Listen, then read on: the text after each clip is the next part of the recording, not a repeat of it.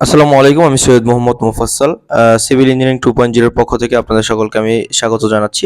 তো আজকে আপনারা যে বিল্ডিংটির কাজগুলো দেখতে পাচ্ছেন, এটা হচ্ছে আমাদের বে আইল্যান্ড লিমিটেড নির্মিত বে প্যালেস। বে প্যালেসের প্রথম ছাদের ঢালাইটা কিছুদিনের মধ্যে সম্পন্ন হবে। তো সেই উদ্দেশ্যে আমাদের ছাদের রড বাইন্ডিংটা চলছে। তো রড বাইন্ডিং এর সময় আমি কয়েকটা প্যারামিটার নিয়ে আপনাদের সাথে আলোচনা করব। এই কারণে হচ্ছে আমি আমাদের আজকের এই ভিডিওটি তৈরি করা। তো আমি প্রথম যে বিষয়টা আপনাদেরকে লক্ষ্য করার জন্য বলতেছি, এখানে আপনারা দেখতে পাচ্ছেন যে আমাদের এই কলামের রডগুলোতে যেই লাল ধরনের একটা টেপের মার্কিং করা আছে, এটা হচ্ছে আমাদের ছাদ লেভেল করার পরবর্তীতে আমরা এই মার্কিংটা করে রাখছি। তো এটা হচ্ছে প্রথমত ছাদ আমরা শাটারিং করি।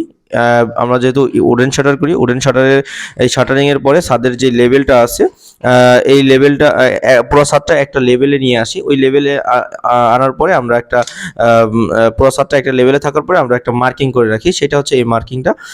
এই মার্কিং থেকে আমাদের ঢালাইটা যখন 1 ফিট নিচ পর্যন্ত ঢালাই হবে, তখন আমাদের যে অংশে 5 ইঞ্চি ঢালাই ওই অংশে 5 ইঞ্চি হবে, যে অংশে 6 ইঞ্চি ঢালাই ওই অংশে 6 ইঞ্চি ঢালাই হবে।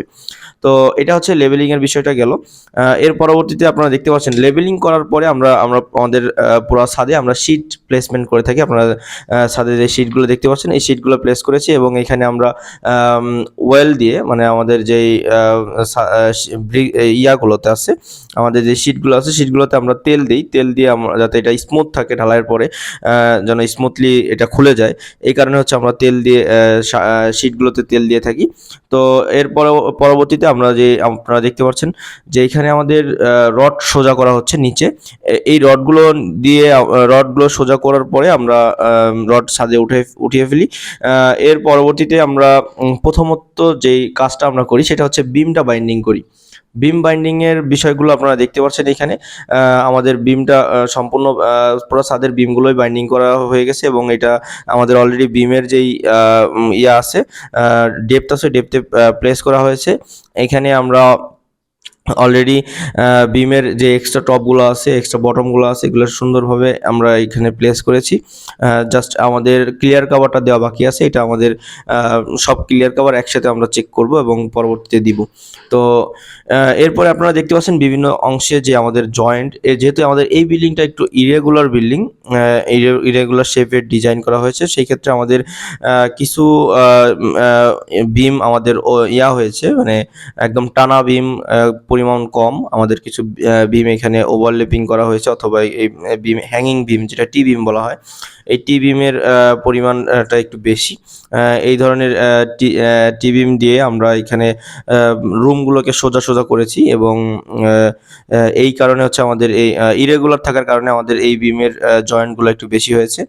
তো আর এর পরবর্তীতে আপনারা যেটা দেখতে পাচ্ছেন, এটা হচ্ছে আমাদের পুরোটা ছাদই আমাদের বাইন্ডিং কাজ চলছে। প্রথমত আমরা প্রথম এক জালি দিয়ে থাকি। এক জালির পরে এটাকে আমরা ক্র্যাঙ্কবারগুলো আমরা তৈরি করি। ক্র্যাঙ্কবারের পরে আমরা এর উপরে আমাদের যে এক্সট্রা টপ আছে, এই এক্সট্রা টপগুলো দিব। এটা সম্পূর্ণ আমাদের ডিজাইন অনুযায়ী যেভাবে আছে ওইভাবে আমাদের কাজটা করা হবে এবং করা হচ্ছে। তো এর পরবর্তীতে যেটা দেখতে পাচ্ছেন যে ক্র্যাঙ্কবারের নিচে আমরা যেই ইয়াগুলো, আমাদের নর্মাল যেই ইয়াগুলো আছে, ক্লিয়ার কভারগুলো আছে, 3/4 ডাউন যেই আমাদের যে ব্লকগুলো আছে, ওই ব্লক দিয়ে আমরা ক্লিয়ার কভারটা নিশ্চিত করছি। এবং আরও একটা ইয়া আছে, 3.5 ইঞ্চ যে ইয়া আছে, ক্লিয়ার কভার আছে, 4.5 ইঞ্চ কিছু ক্লিয়ার কভার আছে। এই ক্লিয়ার কভারগুলো দিয়ে আমরা আমাদের ক্র্যাঙ্কবারের নিচে দিয়ে আমরা ছাদের ক্লিয়ার কভারগুলো নিশ্চিত করব। তো এই ছিল আমাদের আজকে সর্বশেষ, এবং এখন পর্যন্ত আমাদের এই ছাদটা বাইন্ডিং এর কাজ চলছে এবং আমাদের ব্রিক চিপসও তৈরি করার কাজ চলছে। ইট আমাদের চলে আসছে, আমরা রিসেন্টলি এই ছাদটা ঢালাই দেব। তো অসংখ্য ধন্যবাদ আমার সাথে এতক্ষণ থাকার জন্য। আসসালামু আলাইকুম।